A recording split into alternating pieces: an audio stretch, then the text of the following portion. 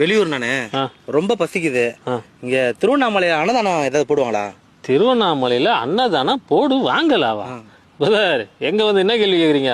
இது திருவண்ணாமலை கிரிவல பாதை ஸ்டார்ட் ஆகி முடிவு வரைக்கும் எந்தெந்த இடத்துல என்னென்ன அன்னதானம் போடுறாங்கன்னு சொல்றேன். டைம் நோட் பண்ணிங்க. சொல்லுங்க பிரதர். வள்ளலார் ஆசிரமம் காலைல 8 மணிக்கு போனா அங்க டிஃபன் போடுவாங்க. அது மிஸ் ஆயிடுச்சா யோகிராம் ஆசிரமம் போங்க, காலைல 9 மணிக்கு டிஃபன் போடுவாங்க. அது மிஸ் ஆயிடுச்சா ரமணாசிரமம் போங்க, காலைல 10 மணிக்கு சாப்பாடு போடுவாங்க.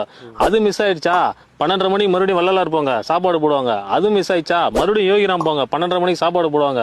அது மிஸ் ஆயிடுச்சா கிரிவல பாதைக்கு போங்க, சத்குரு சேவா ஆசிரமம்னு ஒன்று இருக்கும், அங்க 10:30 மணிக்கு ஆரம்பிச்சு மதியம் வரைக்கும் சாப்பாடு போடுவாங்க. அதே கிரிவல பாதையில நித்யானந்த ஆசிரமம் இருக்கும், காலையில மதியம் நைட்டுன்னு 3 வேளை பிரிச்சு சாப்பாடு போடுவாங்க. சாயங்காலத்துல பசிக்குதா ஏதாவது சாப்பிடணும் தோணுதா, அகஸ்தியர் ஆசிரமம் போங்க, சாயங்காலம் 6 மணிக்கு அங்க டிஃபன் போடுவாங்க, அதை சாப்பிட்டு வரலாம். அது மட்டும் இல்லாம கிரிவல பாதையில போய் உட்காந்தீங்கன்னா கல்யாண நாள், பிறந்த நாள், நினைவு நாள்னு சொல்லி அவங்கவுங்க விருப்பத்துக்கு ஏற்ற மாதிரி நிறைய வெரைட்டி கொடுப்பாங்க. அதையும் நீங்க வாங்கிக்கலாம். இது உங்களுக்கு எக்ஸ்ட்ரா போனஸ். இது இல்லாம வண்டியில நிறைய பேர் அன்னதானம் கொடுப்பாங்க, அதையும் நீங்க வாங்கி சாப்பிடலாம். இது எதையுமே என்னால போக முடியாது, ஒரே இடத்துல இருந்தா நல்லா இருக்குமேன்னு ஃபீல் பண்றீங்களா?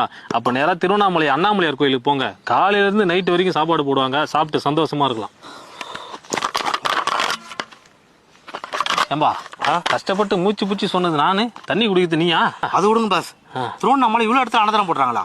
இது மட்டும் இல்ல, திருவண்ணாமலையில இன்னும் நிறைய இடத்துல அன்னதானம் போடுறாங்க.